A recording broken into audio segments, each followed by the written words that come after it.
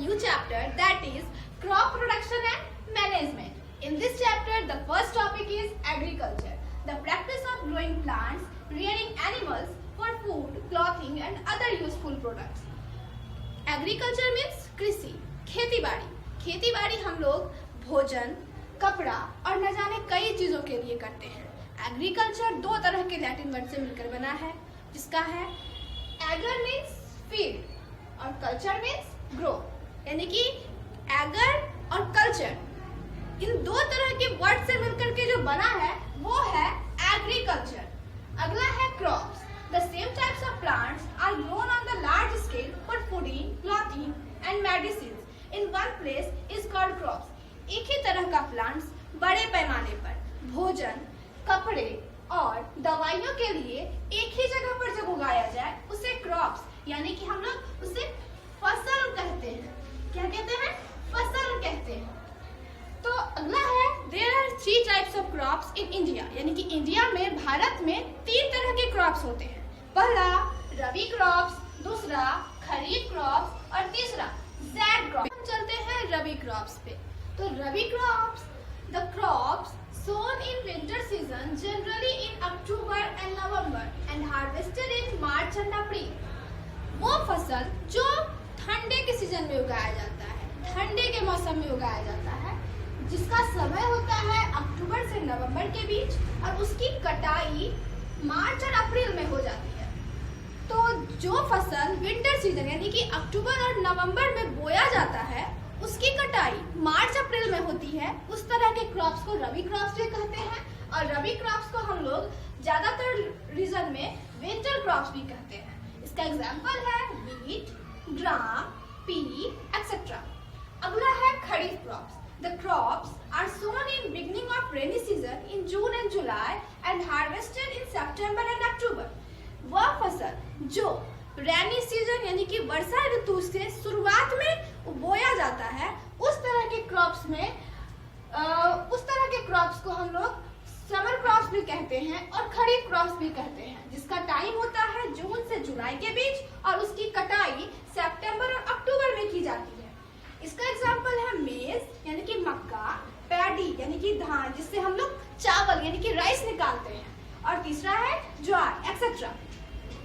Z crops में आता है the crops which are grown between March and अप्रैल.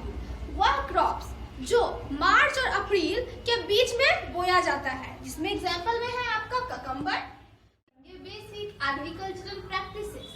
इसमें फर्स्ट है प्रिपरेशन ऑफ सॉइल, सेकंड है selection of sowing seeds, third है usage of manures and fertilisers, fourth है irrigation, fifth है removal of weeds, sixth है हार्वेस्टिंग, सेवेंथ है threshing और winnowing and last है स्टोरेज ऑफ ग्रेन्स. इसमें हम लोगों को पढ़ना है प्रिपरेशन ऑफ सॉइल यानी कि मिट्टी को तैयार करना, second selection of sowing seeds यानी कि बीजों का चयन, थर्ड है usage of manures and fertiliser यानी कि खाद और उर्वरक का उपयोग, फोर्थ है सिंचाई मीन्स इरिगेशन, फिफ्थ है रिमूवल ऑफ वीड्स यानी कि निकौनी, सिक्स्थ है हार्वेस्टिंग यानी कि कटाई, सेवेंथ है थ्रेसिंग एंड विनोइंग यानी कि उशाई और सफाई और एट्थ है स्टोरेज ऑफ ग्रेन्स लास्ट भंडारण. किसी भी ग्रेन्स को तैयार हो जाने के बाद हम लोग उसको क्या करते हैं? भंडारण में रखते हैं. उसी मेथड को स्टोरेज ऑफ ग्रेन्स को हम लोग कहते हैं भंडारण. अब हम लोग प्रिपरेशन ऑफ सॉइल को डिटेल में पढ़ेंगे. ठीक है, तो फर्स्ट प्रिपरेशन ऑफ सॉइल में है मिट्टी को तैयार करना. Preparation of soil involves 2 methods. First, plowing and harvesting. Second, harvesting. Plowing है the process of loosening and turning the soil from bottom to top is called tilling and plowing. मतलब मिट्टी को तोड़ना और फिर नीचे से ऊपर की तरफ ले जाने की प्रक्रिया टिलिंग और प्लोइंग कहलाती है. सेकेंड है लेवलिंग. प्लोइंग होने के बाद भी कुछ गुठले मिट्टी में रह जाने के कारण वो उसे हम लोग तोड़ने के लिए, क्रश करने के लिए हम लोग आयरन और वुडन ब्लॉक्स को जो इस्तेमाल करते हैं, जिसे हम लोग लेवलर्स करते हैं और जो इस्तेमाल होता है उस प्रक्रिया के लिए, उसे हम लोग कहते हैं लेवलिंग. अब हम लोग चलते हैं सिलेक्शन ऑफ सोइंग सीड्स, बीजों का चयन. किसी भी ग्रेन्स को तैयार करने के लिए हम लोगों को सबसे ज़्यादा इम्पॉर्टेंट चीज़ है बीजों को तैयार करना, बीजों को चयन करना। यानी कि बीज अगर अच्छा होगा तो मेरे क्रॉप्स भी अच्छे होंगे, अगर बीज सही नहीं होगा तो हमारे क्रॉप्स भी खराब हो सकते हैं। तो good quality of seeds should be used to obtain high yielding crops. अच्छे क्वालिटी के सीड्स को यूज करने के लिए, अच्छे क्रॉप्स की यील्डिंग के लिए, अच्छे क्रॉप्स की पैदावार के लिए हमें हमेशा गुड क्वालिटी ऑफ सीड्स का चयन करना होता है। अब इसके लिए हमारे पास 3 मेथड है। फर्स्ट, ट्रेडिशनल मेथड, जो फनल के सीड को हम लोग फनल के मेथड से मिट्टी में बोते थे। सेकंड है ब्रॉडकास्टिंग, हम लोग इसे मैनुअली फ्लो कर देते हैं, फील्ड में नॉर्मली फेंकते हैं और ये आराम से सीड्स उसमें चले जाते हैं। अब न्यू मेथड है drilling, seeds sowing uniformly at equal distances and depth and receive adequate sunlight, water and nutrients for growth। यानी कि अभी के मेथड, ये ड्रिलिंग मेथड, ये है ट्रेडिशनल नहीं है, ये न्यू मेथड है, ठीक है, मॉडर्न मेथड है। और इसके अनुसार क्या होता है कि ये एक मशीन टाइप का होता है और इसमें नॉर्मली अपने साइज पे दिया हुआ रहता है सीड्स को डालने के लिए, और वो सीड्स क्या होता है इक्वल डिस्टेंस में डेप्थ में जा करके वो बो जाता है और इससे उस मिट्टी में जा करके उस सीड को प्रॉपर सनलाइट और वाटर और न्यूट्रिएंट्स मिल जाते हैं, जिससे उस सीड में ग्रोथ करने में आसानी होती है। पढ़ेंगे use of manures and fertiliser, यानी कि खाद और उर्वरक का उपयोग। The substances which are added to the soil in the form of nutrients for healthy growth of plants are called manures and fertilizers। Manures और fertilizers वो substances होते हैं जिसे plants में डाला जाता है, soil में डाला जाता है पोषक तत्व के लिए, जिससे plants की healthy growth हो, वो plants जो है अच्छा ग्रोथ करे, इसीलिए हम लोग manures और fertilizers डालते हैं। अब manures में क्या है? manure है जो वो ऑर्गेनिक सब्सटेंस है जो ऑब्टेन होता है, बनता है कैटल डंग से और प्लांट रेसिड्यू से। और मैन्योर का एडवांटेज है it provides lot of humus and disadvantage है it is less rich in nutrients, यानी कि इसके पास लॉट्स ऑफ ह्यूमस होता है बट ये इसके पास पोषक तत्वों की कमी अधिकतर रह जाती है। नेक्स्ट है fertilisers, it is chemical compound. ये था मैन्योर्स था organic substance, but fertilizer is a chemical compound that are manufactured in the industry। chemical compound है, fertilizers means man-made है और हम लोग इसे इंडस्ट्रीज में बनाते हैं। इसका एग्जांपल है urea, ammonium sulphate, NPK, N मतलब नाइट्रोजन, P मतलब फास्फोरस, K मतलब पोटेशियम। फर्टिलाइजर का एडवांटेज है कि इसके पास पोषक तत्व तो बहुत होते हैं, it is very rich in plant nutrients, but excessive इसका डिसएडवांटेज है कि excessive use of fertilisers can damage soil fertility and crop plants. यानी कि इसके एक्सेसिव यूज के फर्टिलाइजर्स को अगर हम लोग प्लांट्स में सॉइल में ज्यादा यूज करेंगे तो इससे सॉइल की फर्टिलिटी डैमेज हो जाएगी और क्रॉप जो हम लोग लगाए होंगे वो भी खराब हो सकता है। The most important thing is irrigation. किसी भी प्लांट्स को हम लोगों को सही करने के लिए और उसमें ग्रोथ करने के लिए हम लोग पानी डालते हैं, तो जिस मेथड से हम लोग पानी डालते हैं उसमें इरिगेशन कहते हैं। तो हम लोग इसको पढ़ते हैं, the process of watering crop plants in the fields and different interval is called irrigation. विभिन्न अंतराल पर जब हम लोग जिस प्लांट्स में क्रॉप में पानी डालते हैं, वाटरिंग करते हैं, तो उस मेथड को हम लोग कहते हैं इरिगेशन। अब इसका क्या क्या मेथड है? 2 तरह के मेथड्स होते हैं। जो पहले के टाइम में यूज होते थे उसमें था लिफ्ट इरिगेशन यानी कि ट्रेडिशनल मेथड, और now we are using modern method. तो फर्स्ट है इस ट्रेडिशनल मेथड को पहले हम लोग देखते हैं। सबसे पहला था मोड सिस्टम, सेकेंड है राहत सिस्टम, थर्ड है देखली सिस्टम, फोर्थ है चेन पंप, फिफ्थ है स्विंगिंग बास्केट। अब हम लोग पढ़ेंगे मॉडर्न इरिगेशन सिस्टम, जिसमें है फ्यूरो इरिगेशन सिस्टम, सेकेंड है बेसिक इरिगेशन सिस्टम, थर्ड है sprinkle irrigation system and last drip irrigation system.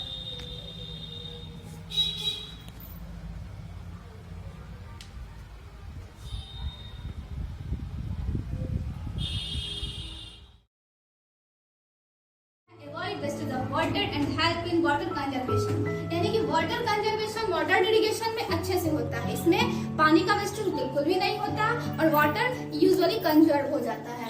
Next है it ensures equal distribution of water to different parts of the field. Modern irrigation इस तरह से बनाया गया है जिसमें पानी जो है वो इक्वल डिस्ट्रीब्यूट होता है पूरे फील्ड में और इसमें पानी का वेस्टेज कहीं नहीं होता है। नेक्स्ट है अब हम लोग पढ़ेंगे फिफ्थ पॉइंट है रिमूवल ऑफ वीड्स यानी कि निकॉनी। The unwanted plants grow naturally along with crop plants are called weeds. Weeds क्या होता है? जो अवांछित पौधे हमारे क्रॉप प्लांट के साथ उग जाते हैं उससे हम लोग वीड्स कहते हैं। अब हम लोग पढ़ते हैं वीडिंग को। The removal of weeds from the field without harming the crop plants. यानी कि जो हम लोग वीड्स उग जाते हैं उस वीड्स को हम लोग वीडिंग मेथड से हटाते हैं। यानी कि removal of weeds from the field without harming the crop plants. यानी कि बिना अपने क्रॉप्स को बिना हार्म किए जो वीड्स को हम हटाते हैं, जो अवांछित पौधे को हटाते हैं, उससे हम लोग उस प्रोसेस को हम लोग वीडिंग कहते हैं। इससे हम लोग खुरपी की मदद से हटाते हैं और कुछ वीडिसाइड्स हैं जैसे 2,4-D देखिए 2,4-डाइक्लोरोफेनॉक्सिक एसिटिक एसिड। नेक्स्ट है MCPA 2-methyl-4-fluoro 1-phenoxy-acetic एसिड। अब हम लोग चलते हैं हार्वेस्टिंग की तरफ यानी कि कटाई की तरफ। जब मेरा क्रॉप पूरी तरह से तैयार हो चुका है तो अब उसे कटाई की जरूरत होती है। तो अब उस कटाई में हम लोग कैसे पढ़ेंगे? The process of cutting crops are called harvesting. Crops तैयार होने की प्रक्रिया हो गई। अब क्रॉप्स तैयार होने के बाद कटाई जो होगी उस कटाई के प्रोसेस को हम लोग हार्वेस्टिंग कहते हैं, जिसे हम लोग सिकल की मदद से कट करते हैं। बट नए मॉडर्न एरा हम लोग मशीन की मदद से कट करते हैं, प्लांट हार्वेस्टिंग करते हैं अपने क्रॉप प्लांट्स को। जिस हार्वेस्टिंग जिससे करते हैं उस मेथड को, उस मशीन को हम लोग हार्वेस्टर कहते हैं। अब हम लोग करेंगे थ्रेसिंग एंड विनोइंग, जिसे हम लोग कहते हैं उसाई और सफाई। थ्रेसिंग क्या होता है? The process of separating grains and husk from the harvested crop. Crops के कटने के बाद उसमें भूसे बच जाते हैं और ग्रेन्स रह जाते हैं, तो उन दोनों को अलग करने की प्रक्रिया जो होती है उसे हम लोग कहते हैं थ्रेसिंग। नेक्स्ट है winnowing, the process of separating the grains from the hay and chaff with the help of wind.